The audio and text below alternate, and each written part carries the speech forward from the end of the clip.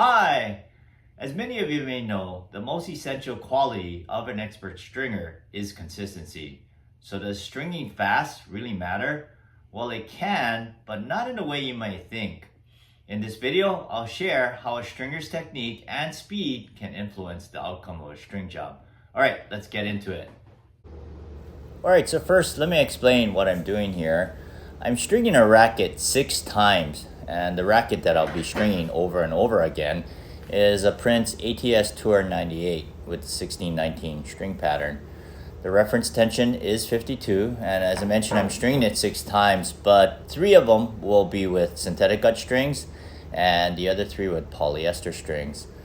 After each of the stringing, I'll be measuring the tension and DT using a ERT 300 and the string bed deflection using a Babylon RDC. Now, I'll also be recording my stringing times, and what's contributing to those times I'll be explaining next.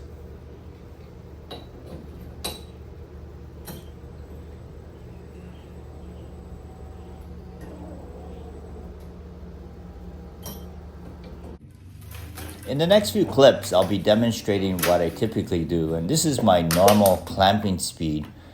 So what I mean by that is how quickly I'm moving the string clamp from one to the next. So right now you'll see that I'm running that string through, and after I place it in the tension head, I'm waiting for that beep from my machine to let me know that it reached the reference tension.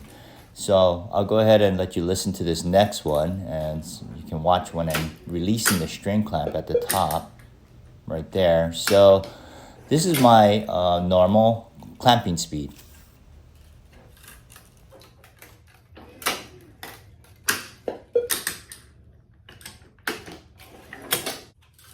Next, I'm demonstrating a slow clamping speed. So this is not typically what I would do, but I'm purposely waiting about 2 seconds. So you'll notice in the next couple of pulls here that I'll hear the notification,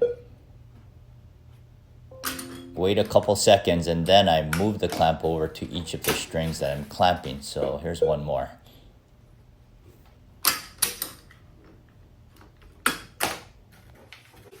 In these last few clips, I'm demonstrating a fast clamping speed. So I'm basically trying to move it as quickly as I can.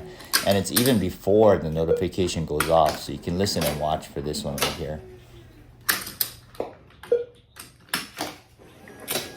All right, let's take a look at the readings. I have in this first column the synthetic gut string that I was using and the polyester here at the bottom. The reference tension all at 52. Now this stringing time, I have it listed in times here from the fast clamping to the normal and the slow. And it made sense that of course the fast clamping would have the shortest time in stringing, and same with the polyester here. So you could see how that affected the actual string time. But here, this is where it gets interesting. So on the RDC reading for the synthetic gut, the fast clamp and the normal came out with the same string bed deflection, but then when you did the slow clamp, waiting 2 seconds before moving the clamp over, you had a higher reading here at 53. Now if we look at the polyester, it was similar. You had the 52 here on both the fast and the normal, and then it jumped up to 55. So these readings were consistent.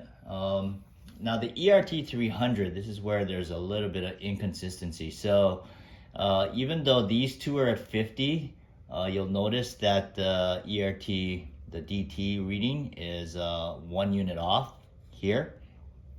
But then when the synthetic gut, when the racket that was strung with synthetic gut was with the slow clamping, the DT actually matched up over here, even though this one didn't. So I thought that was kind of interesting there.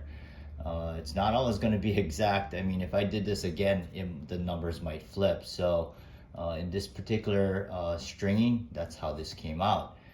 Now the polyester, again, these two are matching on the string bed deflection.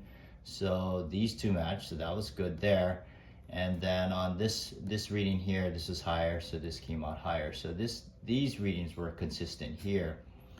So if I'm looking this as a whole, if you went with the slow clamping, I mean, you'll consistently get a higher string bed deflection reading and a dynamic tension reading. So if that's the way that you want to string, waiting 2 seconds, it is going to take you longer though. I would just increase the tension and string at a normal clamping speed. That's my opinion. So with the fast clamping speed, the problem that I see here is that with a synthetic gut string or anything that's a softer string, I can see why this would be lower, even though the string bed deflection wasn't, because of the fact that it didn't really have time to stretch out. You notice that, remember when I was clamping, it was so fast that I was literally clamping right after the beep. So if anything, I would want to err on the side of caution and just go with the normal clamping speed and stay consistent with the beep. I did want to add, when I was stringing at the fast clamp speed on both of these rackets, there were times that I felt like I could move the clamp fast and sometimes faster. So in that sense, I didn't feel consistent. Whereas when I string at the normal clamp speed, I can always time the movement of my clamp right after the audio notification that I reached the reference tension. So as a stringer, expert stringer, I feel like you want to become one with your machine, and timing your movements in that sense gives you a good sense of rhythm. And I think when you have a good sense of rhythm, it helps you become more consistent. Now that you learned a little bit about clamping speed, there are a couple of other factors that would affect the tensioning of your strings. And I posted a couple other videos. One would be, if you have a lockout machine, check out my video, Lockout Machine, Consistent Tensioning and Streamline Technique.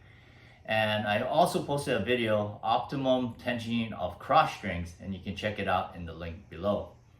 Now that I've shed some light on the importance of consistent clamping and how stringing speed can matter, I hope this will help you become an expert stringer. Thanks for watching. Happy stringing. And let your strings play.